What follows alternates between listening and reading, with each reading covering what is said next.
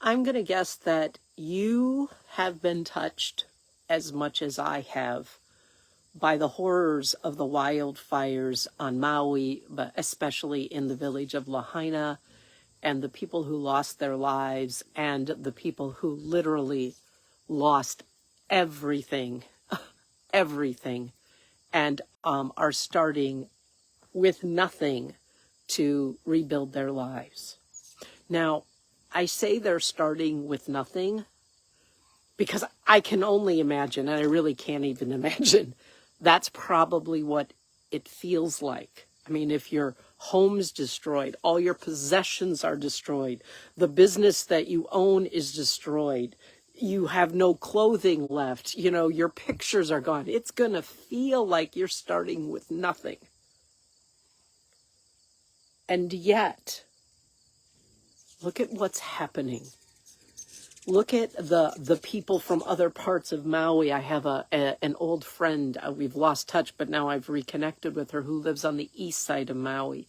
And she posts regularly how the residents of Maui are there gathering supplies, and they're taking it by boat to the other side of the mountain. And they're doing like a human pass it down into the boats. They're doing a human assembly line to get it into and out of the boats. They're getting aid to the people of Lahaina, and the people, you know, in America, and the relief agencies, and World Central Kitchen is already setting up kitchens in Lahaina, and all of this you're seeing in response to what's happening to the people whose lives were like devastated by these wildfires. You're seeing the power and the possibility for our world of what happens when we realize that abundance is not an individual experience, that abundance is being part of something bigger than our individual efforts and our individual lives. If ever there was an example of how we don't make it happen ourselves, we experience abundance because we're part of something bigger than us, this is it.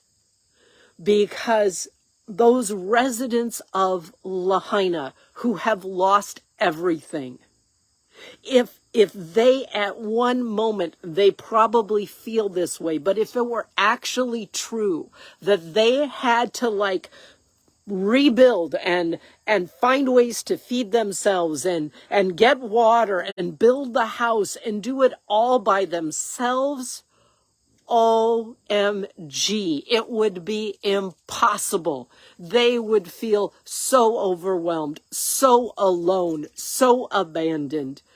Talk about scarcity. They would feel so ignored and devalued and unimportant. And talk about pressure and overwhelm. I got to do this myself. They don't have to do it themselves. One of the greatest gifts that they're having the opportunity to experience in the midst of great loss is the realization that they're part of something bigger. They're getting to receive resources and support that they didn't earn, that they didn't make happen themselves. That is humanity reaching out to them and saying, we've got you.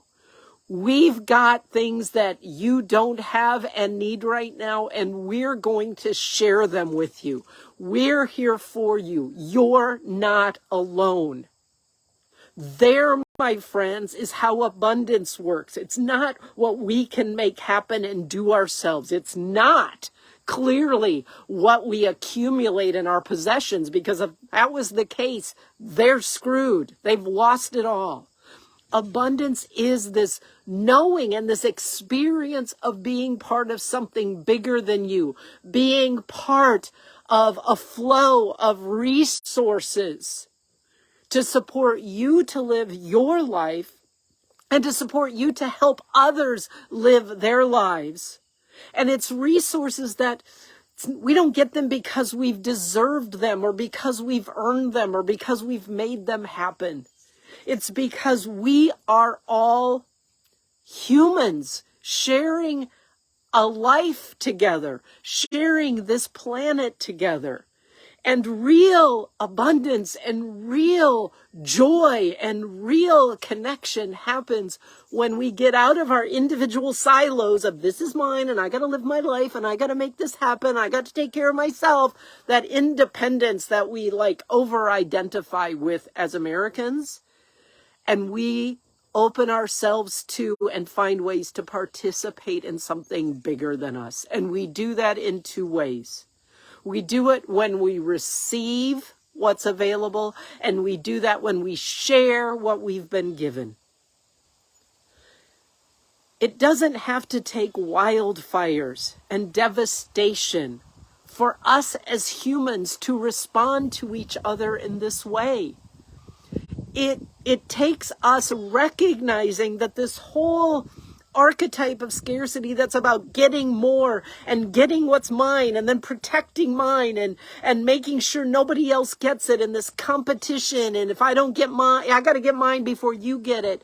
This giant game of musical chairs that we sometimes play and think we have to play because we think there's limits or there's not enough, and we think that the answer to scarcity is more or plenty or lots. Lahaina has shown us that doesn't have to be that way. It doesn't have to be that way. That we can come together and share of our resources with all, so that all people have the resources they need to rebuild after devastation and to live rich and meaningful lives. And to know that they're part of something bigger than them. Because when we are connected to that, when we're participating in that flow of receiving and giving and receiving and giving and all of that sort of stuff, not only does that add meaning to our lives, it adds meaning to other people's lives. Here are the people of Lahaina stripped of everything that they've owned.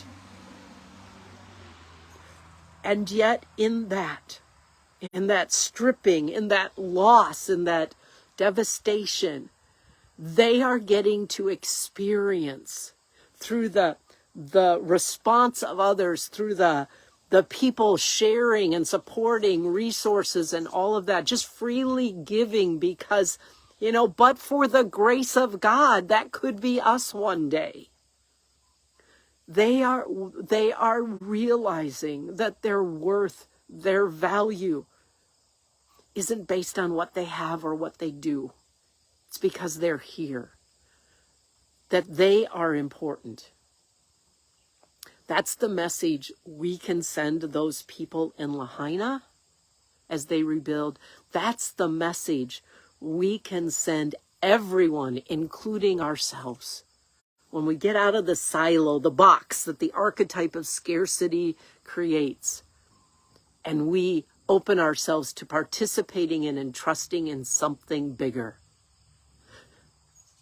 A flow of life-giving resources that we experience every time we breathe, and we are seeing lived out in real time right now as so many people respond to the people of Lahaina.